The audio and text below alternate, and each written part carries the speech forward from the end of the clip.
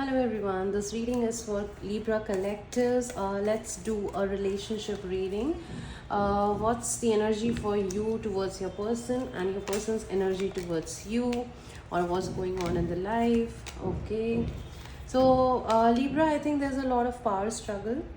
If we talk about your energy and their energy, both of you are actually focused on the future of your own, right? Both of you might be focusing on the career, or focusing on the materialistic gains, and how to move forward or how to make a strong foundation. It has to do a lot with money, but from your energy I'm seeing that you are actually growing, working on yourself, whereas the person, if I see, there's a lot of power struggle once again which I'm seeing, and finance is what's on their mind. So let's quickly check what are the messages from your person to you. Okay, 1, 2, and 3.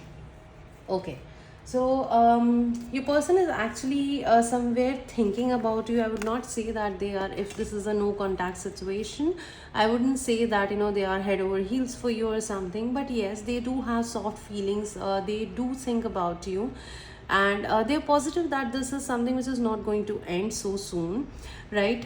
They want to say that they are on a, sorry, they're in a place where they have to make a lot of choices in their life, and they are just trying to be very clear and cautious in making these choices. But somewhere I see that it has nothing to do with you, so they are caught up into something